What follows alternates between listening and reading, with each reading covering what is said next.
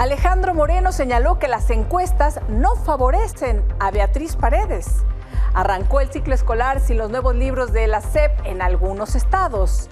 AMLO dijo que la violencia en Michoacán fue un acto más que nada propagandístico. Vamos con toda la información. Bienvenidas, bienvenidos.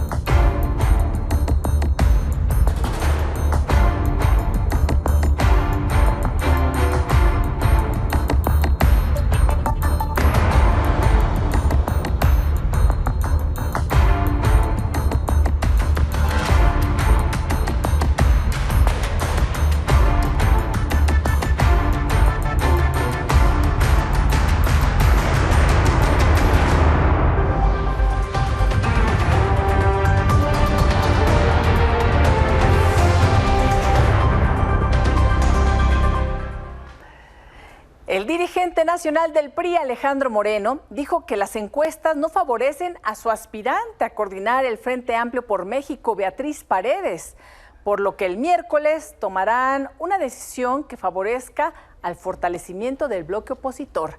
Afirmó que la senadora es mujer de Estado, una mujer responsable y tomará la mejor decisión. Hemos visto que las encuestas no la favorecen, estamos trabajando, pero siempre el partido buscará la unidad y el trabajo del Frente Amplio por México. Esa es nuestra convicción y es nuestra responsabilidad. Y queremos dejar claro que para nosotros lo más importante es el Frente Amplio por México y el partido desde estos días está haciendo una reflexión profunda para tomar la mejor decisión. Sí. Y por cierto, a propósito de Alejandro Moreno, el coordinador de Morena en la Cámara de Diputados, Ignacio Mier, aseguró esta tarde que su bancada no tiene ya ningún pero para que Alejandro Moreno, también diputado federal, presida la mesa directiva en el Palacio de San Lázaro. Y Jesús Zambrano, presidente del PRD, culpó a López Obrador de que Movimiento Ciudadano no se haya unido al Frente Amplio por México. Zambrano señaló que la estrategia del presidente es que Movimiento Ciudadano sea un partido esquirol para favorecer a la Cuarta Transformación, por lo que lanzó un nuevo llamado para que dirigentes, militantes y simpatizantes de MC se unan al Frente Amplio.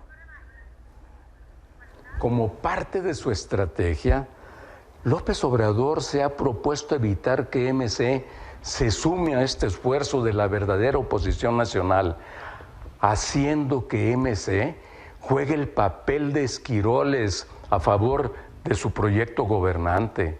El PRD desea sinceramente que los dirigentes, militantes, simpatizantes de MC, comprometidos con la democracia y los derechos de la gente, caminen juntos con el Frente Amplio por México. Y Marco Cortés, presidente nacional del PAN, destacó que López Obrador presiona a Movimiento Ciudadano, ya que una gran alianza de oposición tendría aún mayor fuerza para lograr el cambio que el país necesita. Aseguró también que AMLO tiene miedo y que sus corcholatas no resultaron ser lo que él esperaba.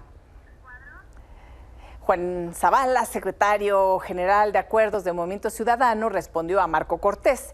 Indicó que, a diferencia del PAN, ellos no actúan en función de lo que diga el presidente López Obrador, sino en lo que opinan los ciudadanos. Destacó que el partido blanquiazul representa el pasado al que no volverán, mientras que MC representa el futuro que México demanda. Zavala acompañó su mensaje con esta gráfica en la que se señala que un 57% considera que Movimiento Ciudadano debe competir por separado el próximo año, mientras que un 26% opinó que se debe integrar a una alianza. Y Alfonso Durazo, presidente del Consejo Nacional de Morena, presentó la boleta con la que se elegirá la candidatura de Morena rumbo al 2024. Reiteró que se levantarán 12.500 cuestionarios por parte de la Comisión de Encuestas del Partido Morena y por las 4 casas encuestadoras. Informó que la última etapa del proceso incluye una veda de actos de campaña para las corcholatas y que el proceso interno marca el fin del dedazo. Y a partir de hoy inicia la segunda etapa de este proceso. Fue una etapa intensa que concluyó precisamente ayer. Con esta decisión, con el acuerdo que tomó el Consejo Nacional el 11 de junio, se rompe una de las tradiciones políticas históricas más nefastas en nuestro país, la tradición del dedazo. Y el Poder Judicial solicitó para el ejercicio fiscal del próximo año 84,792.4 millones de pesos de presupuesto, es decir, un aumento del 4% respecto al gasto aprobado en 2023. Redondeando las cifras de este total, 6,000 millones se destinarían a la Suprema Corte, un poco más de 74 millones al Consejo de la Judicatura y un poco menos de 4,000 al Tribunal Electoral. Norma Piña, presidenta de la Corte y del Consejo de la Judicatura Federal, advirtió que tratar de asfixiar al Poder Judicial Federal a través de un recorte presupuestal colocará a las personas más vulnerables en una condición de desventaja para acceder a sus derechos. El debilitamiento de las atribuciones esenciales de uno de los tres poderes del Estado ante una insuficiencia presupuestal no implica una política de austeridad, sino nos lleva al rompimiento del Estado de Derecho.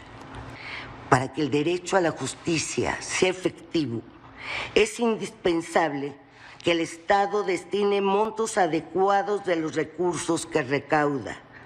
En este sentido, proteger el acceso a la justicia de las y los mexicanos no solo le corresponde al Poder Judicial Federal, sino también directamente al Poder Legislativo. Ignacio Mier, coordinador de los diputados de Morena, negó cualquier intención de asfixiar presupuestalmente al Poder Judicial Federal. Dijo que citarán a la ministra Norma Piña para que explique su solicitud de presupuesto, la cual dijo revisarán con lupa. Aseguró que no aceptarán mensajes mafiosos ni intimidatorios. Es algo verdaderamente lamentable, oprobioso. Parecería que la intención de la presidencia de la Suprema Corte de Justicia de la Nación es mandarnos a decir a todos los mexicanos y a los legisladores que si no se les autoriza los miles de millones de pesos que ellos solicitan, no habrá justicia en México. Son las formas, pues algo que se hace mediante oficios y sesiones de debate público y transparente lo han vuelto un proceso de señales mafiosas. Por cierto, la periodista Leticia Robles de la Rosa indicó que las ministras Yasmín Esquivel y Loretta Ortiz tienen una militancia oficialista que rebasa su compromiso como juzgadoras constitucionales y consignó que en el cierre de filas del Poder Judicial Federal en defensa de su presupuesto, Loretta no aplaudió y Yasmín no estuvo. Comentó que el lugar a un lado de Loretta estaba vacío y ahí es donde se sienta Esquivel. Y hoy regresaron a clases 24 millones de alumnas y alumnos de educación básica en todo el país. Leticia Ramírez, secretaria de Educación, indicó que se han repartido hasta el momento 95 millones de libros de texto en escuelas de 26 estados. Sin embargo, en Chihuahua y Coahuila se espera que se resuelvan amparos. Además, señaló que en otras entidades serán los padres de familia quienes decidan si se reciben estos libros de texto. Quiero informarles a ustedes que donde no se han podido repartir los libros es en el estado de Chihuahua y en el estado de Coahuila, porque tanto la gobernadora Campos como el gobernador Riquelme han establecido una controversia constitucional y el ministro Luis María Aguilar ha determinado que los libros no se repartan. Por eso, las alumnas y los alumnos de educación básica de esos estados no los tienen.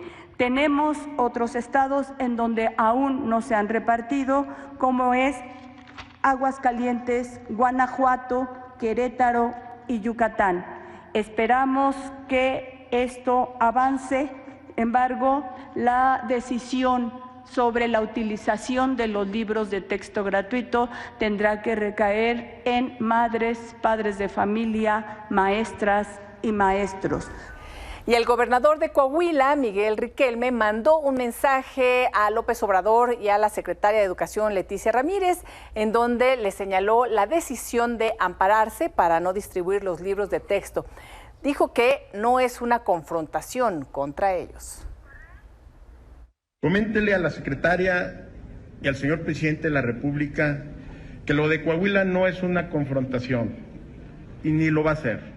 Coahuila sabrá resolver en tiempo y en forma cuál será el modelo a seguir este año y lo hará de acuerdo con las maestras y maestros, lo hará de acuerdo con los líderes sindicales y lo hará de acuerdo también con el gobierno federal. Por su parte, la gobernadora de Chihuahua, Maru Campos, declaró formalmente inaugurado el ciclo escolar y reiteró que en ese estado se le dice sí a la educación y a los derechos de los padres de familia a decidir. Dijo que las y los niños estarán trabajando con materiales de apoyo. Lo importante es que estamos hoy aquí en la escuela, que están los niños empezando sus clases, que tienen un material de apoyo en lo que se termina de revisar esos libros de texto y por supuesto lo que queremos es que nuestros niños estén preparados para este nuevo entorno mundial y entorno nacional. Y por cierto, hablando de materiales de apoyo, Arturo Elías Ayub envió un mensaje a las madres, padres, maestros y maestras para que se apoyen, si así lo desean, en la plataforma aprende.org de la Fundación Carlos Slim, en donde se encuentra gratuitamente material valioso para la educación del alumnado. Indicó que las matemáticas son más que números y señaló su importancia. En Guerrero, un enfrentamiento entre los tlacos y células del Cártel del Sur, aliados con la familia michoacana, paralizó las actividades de Chichihualco, cabecera del municipio de Leonardo Bravo. De acuerdo con los pobladores, los enfrentamientos comenzaron a partir de la 1 de la madrugada de este lunes y terminaron aproximadamente a las 8 de la mañana, dejando un saldo de 4 personas muertas y 4 heridas. Como consecuencia, las escuelas ubicadas en la localidad no iniciaron el curso escolar y todos los negocios permanecen cerrados. Elementos de la Policía del Estado, en coordinación con el Ejército y Guardia Nacional, aseguraron armamento y 5 vehículos blindados. Además, rescataron a 2 personas que presuntamente estaban privadas de su libertad. Y precisamente en algunos municipios del país no hubo clases debido a esta violencia. Como le comentábamos, está el caso de Chichihualco o también la comunidad de Nuevo Caracol en el municipio de Eleodoro Castillo, en Guerrero también. Los maestros informaron que no quisieron acudir a las aulas debido a los constantes ataques con drones, mientras que en Michoacán, bajo estrictas medidas de seguridad, inició el nuevo ciclo escolar en la región de Tierra Caliente. Policías de los 3 niveles de gobierno fueron desplegados en escuelas de municipios como Apatzingán, Buenavista, Aguililla y Tepalcatepec. En tanto, el gobernador Alfredo Ramírez Bedoya mandó un mensaje de serenidad a la población, aseguró que se va por buen camino. Y López Obrador calificó como actos propagandísticos estos recientes hechos de violencia en algunos municipios de Michoacán. Dijo que hay detenidos y que ya se recobró la paz y la tranquilidad. Lo de Michoacán ya se está atendiendo. Fue un acto, pues también, más que nada publicitario, propagandístico. Tomas, quemas de vehículos, 2 incendios en Oxxos. Ya, básicamente, afortunadamente nada violencia en cuanto a pérdidas de vidas humanas. Hay algunos detenidos. Intervino la Guardia Nacional con el apoyo de la Secretaría de la Defensa. Y es que habitantes de Michoacán vivieron un fin de semana entre balaceras, incendios, ataques y bloqueos en municipios de Tierra Caliente como Aguililla, Tepalcatepec, Buenavista, Uruapan y Apatzingán. La historia es de César Cabrera.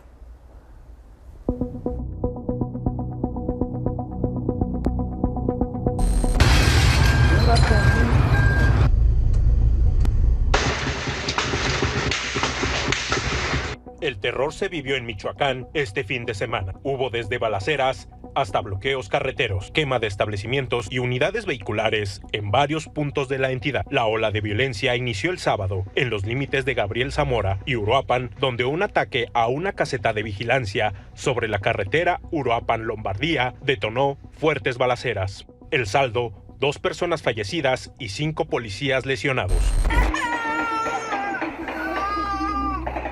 Totalmente, porque tenemos protección totalmente plano, que si nos agachamos o presentamos cuerpo. ¿De verdad? Sí. Al día siguiente, sobre la carretera Apatzingán-Tepalcatepec, a la altura de la comunidad de Santa Ana Amatitlán, en Buenavista, un camión fue incendiado y hubo bloqueos en las localidades de Pinzándaro, División del Norte y Heréndira. Simultáneamente en Apatzingán quemaron 2 tiendas de conveniencia y un camión de carga. Además, criminales hicieron cortes a la circulación en tramos de las carreteras de Apatzingán, Tepalcatepec y Apatzingán, Aguililla. El miedo se expandió a los negocios, cuyos dueños y empleados bajaron las cortinas, mientras que el servicio de transporte público urbano se suspendió. Como cereza del pastel, en Uruapan también le prendieron fuego a una tienda, una farmacia y un camión repartidor. A la zona oriente del estado se desplegaron cientos de efectivos de la Guardia Civil y el Ejército Mexicano, logrando la detención de 6 personas, entre ellos 2 menores, como presuntos responsables de los incendios. Bueno, ya se hizo el trabajo que tenía que hacer la policía municipal. Ahora le corresponde a la Fiscalía llevar a cabo la carpeta de investigaciones y si resultan responsables, pues que sean sancionados. Que sigamos trabajando. Es más, la gente buena en Uruapan sí es preocupante, sí es una situación que tenemos que tener cuidado, pero no nos podemos doblegar ante esta situación. El domingo cerró con la quema de un camión de redilas en la cabecera municipal de Apatzingán. A pesar de la violencia que azotó al estado, el gobierno de Michoacán dice que va por buen camino y que es un asunto propagandístico. Un mensaje de seguridad, que sigamos trabajando y que vamos por buen camino. Que tengamos también siempre interés para este tipo de temas. Son temas mediáticos, propagandísticos, algunos grupos no me cayeron debido a que grabé. Vamos a seguir también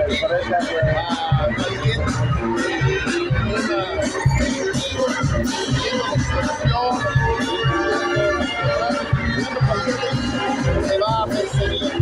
Estamos con operativos en todo el estado, precisamente por ese tiempo. Desde Michoacán, con información de César Cabrera, Milenio Noticias. Y el crimen organizado usa un código de tránsito para vigilar carreteras. Oscar Valderas, buenas noches. Gracias, querido Oscar. Qué gusto, Elisa. Como siempre. No, hombre, al contrario, gracias a ti. Oye, ¿qué información nos presentaste en Milenio y nos tienes para comentar hoy, querido Oscar? Porque pues muchas personas tenemos miedo de viajar en carretera. Sí, así es. Y uno siempre dice, bueno, pero es que las carreteras federales, o bueno, ciertas rutas, pero está tremendo. Y esta historia que consignaste de los códigos del propio crimen para detener, secuestrar o desaparecer personas está del coco. Sí, es horrible. Mira, quería decir, lo que hice fue buscar dentro del expediente de la desaparición de Héctor Rangel, un chico queretano que fue desaparecido en Monclova en 2009, qué decían los policías que fueron acusados de detenerlo y de desaparecerlo. Hasta la fecha su hermana Brenda Rangel aún busca a Héctor. Y en las declaraciones de los policías, ellos reconocen que se les enseñó por parte de los Zetas, en los años entre 2003 y 2012, una clave. La clave era 92 Sierra. Y esa clave obligaba a los policías municipales que trabajaban para los Zetas a detener a todos los vehículos que entraran a Coahuila en 2 escenarios. Si tenían placas foráneas o si venían 2 o más hombres dentro del vehículo. Con ser alguien que no fuera de ese estado. Exacto. O ir amigos, ¿no? Que muchas veces dices, bueno, vayan de viaje, pero con amigos. Exacto. Vamos todos juntos. Pero no te vayas es solo. Más seguro, no te vayas solo. Malo. O sea, este código era, si vienen 2 o más. Sí, no importaba que fueran hermanos, primos, papá, hijo, abuelo, nieto. 2 o más hombres en un solo vehículo o placas foráneas, hacía que los policías municipales detuvieran al conductor. Y entonces se inventaban ahí una infracción, que vas muy rápido, que tu coche tiene algún desperfecto y te tenemos que parar. Y hacían como que estaban buscando si tenía reporte de robo, pero en realidad le hablaban a los jefes de los Zetas. Y decían, oye, es que detuve un código 92 Sierra y mira, son 2 chicos como de 20 años, dicen que son primos. Si tenías suerte, te dejaban ir. Pero claro, lo otro era, tenías que llevártelos a un interrogatorio, a una casa de seguridad de los Zetas, y ahí ya no importaba que descubrieran que no eras contrario, que no eras del cártel de Sinaloa, que no eras un halcón. Solamente el hecho de haber llegado hasta el interrogatorio era suficiente para que te desaparecieran o te mataran, porque ya habías visto al jefe de los Zetas, ya te habías entrevistado con él, ya sabías quién era y entonces te asesinaban. Y ya sabes el modus operandi. Claro, hoy no sabemos cuántos hombres, cuántas mujeres, pero principalmente hombres jóvenes, están desaparecidos o fueron asesinados con el código 92 Sierra, que existe y está además en documentos oficiales de la Procuraduría, entonces Procuraduría de Coahuila. Sí. ¿Qué cosa, Óscar? Porque de ahí se heredaron muchas claves, muchos modus operandi, ¿no? Recuerdo ahora en el juicio de García Luna, el Grande comentaba, y varios policías así lo ratificaron también, cómo utilizaban códigos en el Aeropuerto Internacional de la Ciudad de México para que cuando decían ese código dejaban pasar toda la mercancía durante el tiempo que les indicaran que duraba el código. Claro. ¿No? Y además dicen, sucedía y sucede. No, claro, la historia del Código 92 Sierra es una temporalidad dentro de un estado en particular, ¿no?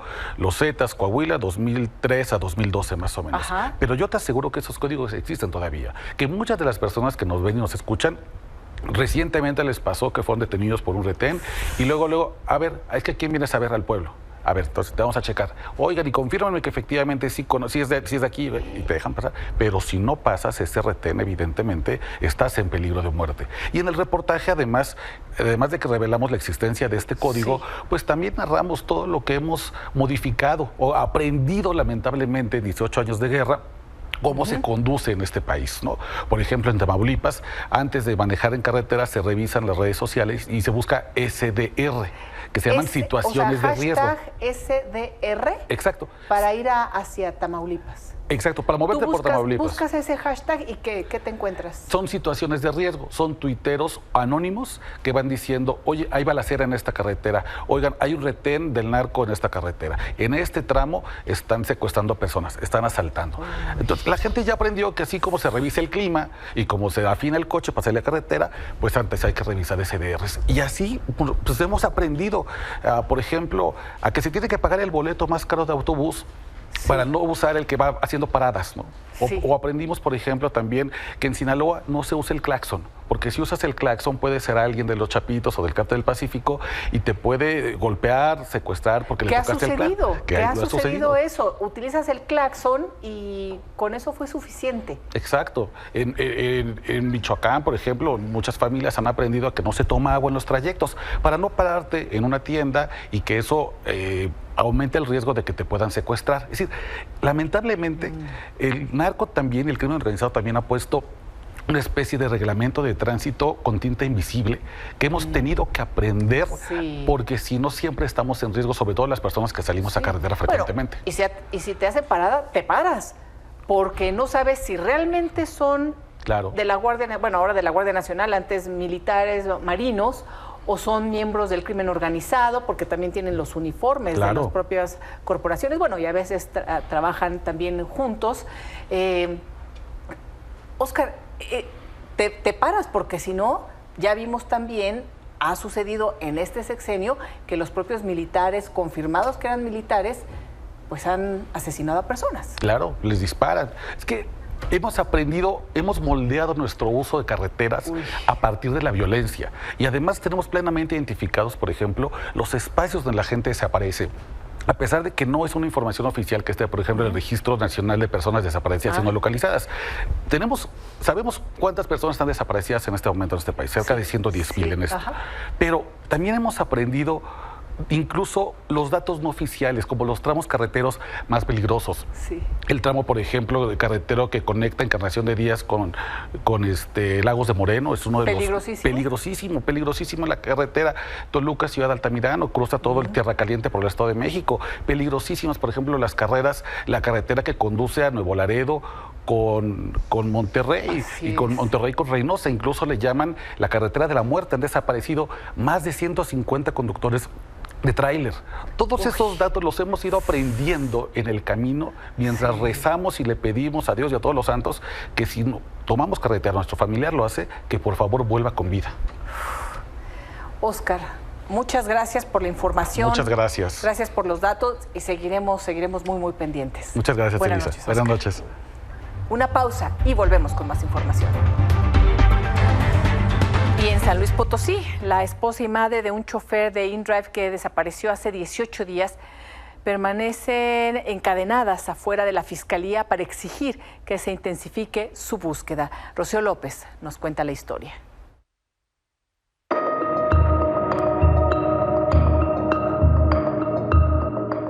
Ahí me echas un ojo, güey, porque este pinche viaje, estoy seguro que son los güeyes que reparten droga, güey.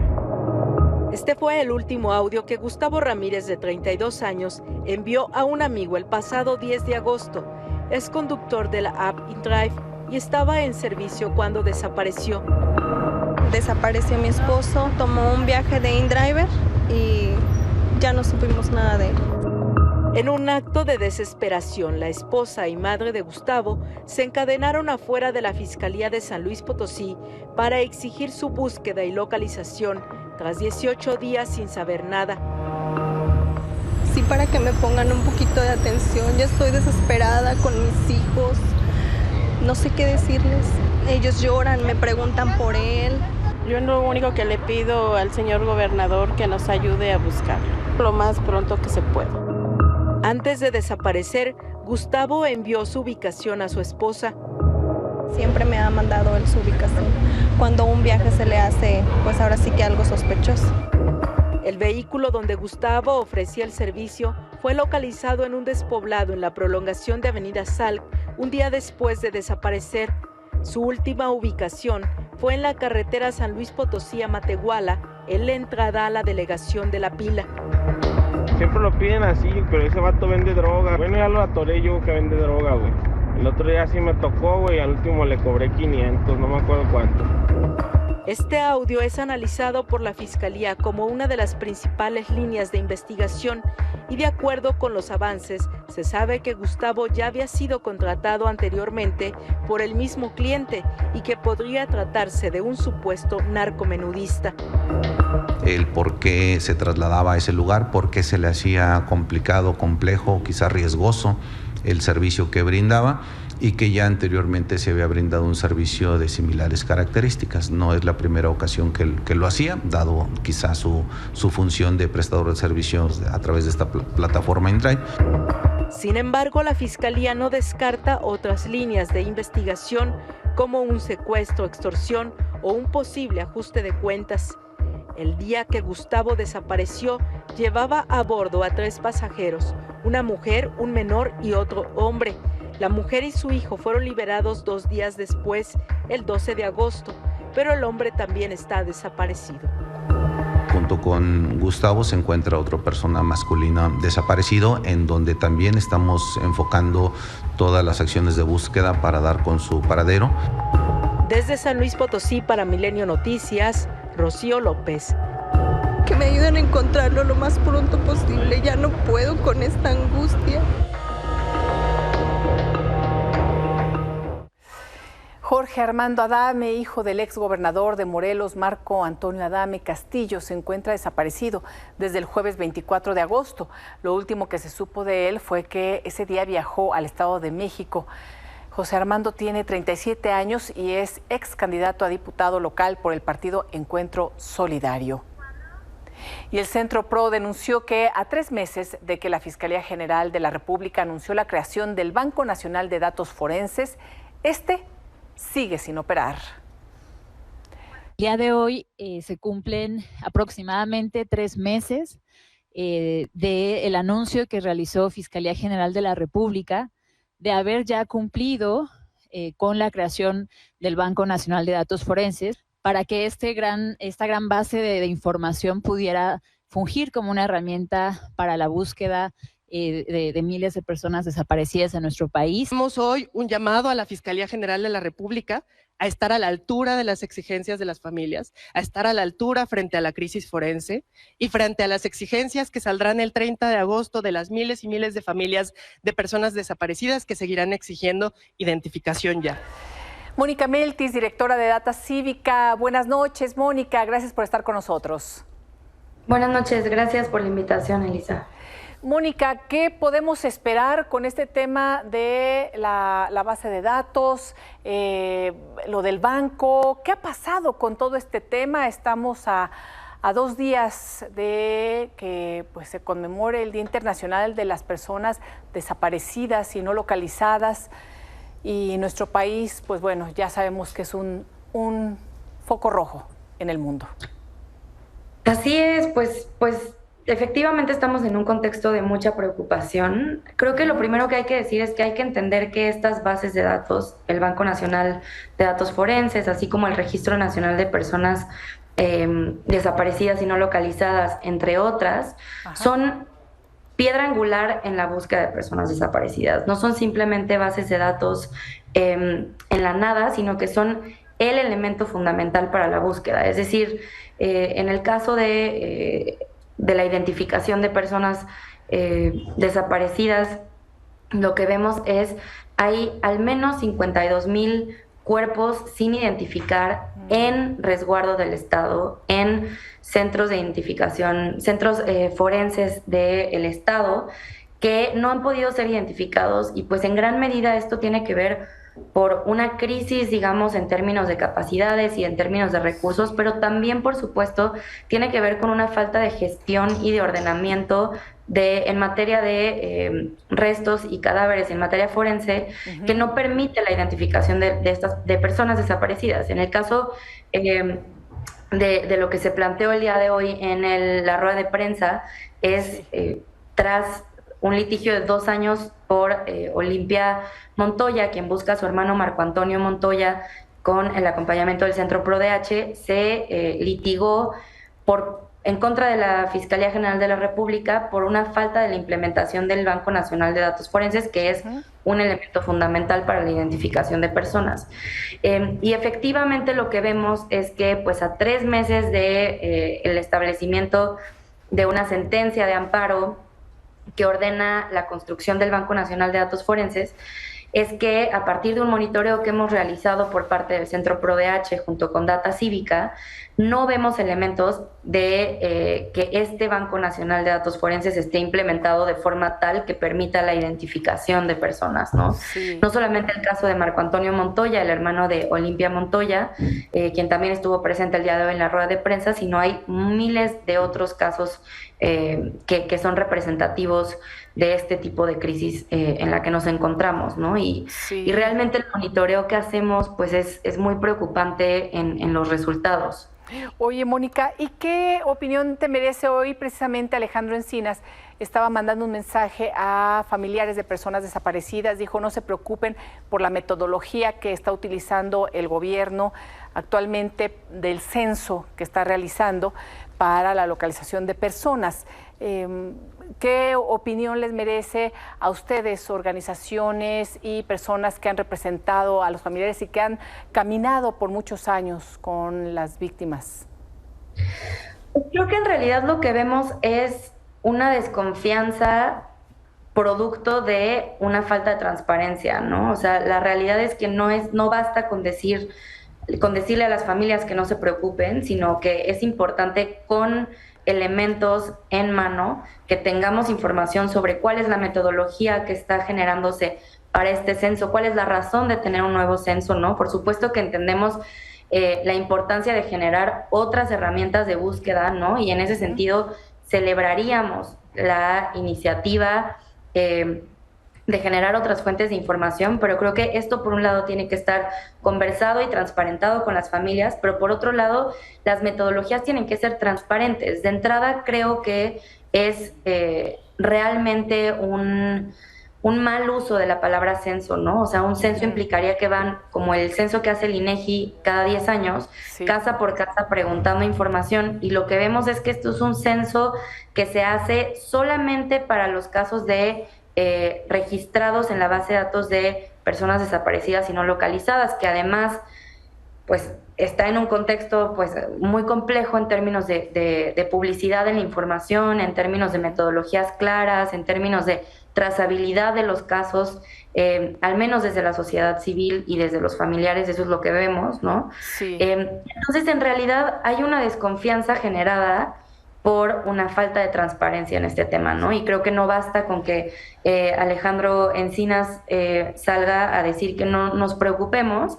Esperaríamos que esto se pueda traducir a resultados muy puntuales en términos de cómo se transparenta la información y cómo se explica estas decisiones de tomar otro rumbo a través de un censo y no de lo que establece la ley de la generación de las bases de datos que aún continúan pendientes para la búsqueda. En realidad ese es el problema, ¿no? Ha generado una desconfianza y pues por supuesto que tiene muchas oportunidades de frente en poder disipar estas dudas y poder generar confianza particularmente hacia las familias, pero también hacia la sociedad en general. Uy, son muchos organismos, muchas instituciones, por supuesto incluida la Fiscalía, que pues están en falta con familiares de personas desaparecidas y no localizadas, y en este contexto tan grave que vive nuestro país. Mónica, muchísimas gracias. Si nos permite, sigamos en contacto para saber qué es lo que va a hacer la Fiscalía General de la República con esta base nacional de datos forenses y cómo se van a ir transparentando además todos los datos, todas las metodologías y el cruce de información. Muchísimas gracias, Mónica. Muchas gracias. Estamos pendientes desde el monitoreo para darle seguimiento al tema. Gracias. Buenas noches. Una pausa y volvemos.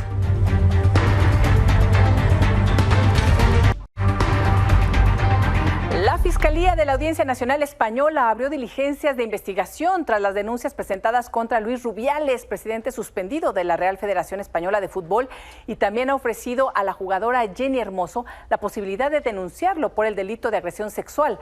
La Comisión de Presidentes de Federaciones de Ámbito Autonómico y Territoriales de la Federación Española de Fútbol acordó solicitar a Rubiales que presente de manera inmediata su dimisión a su cargo en la federación.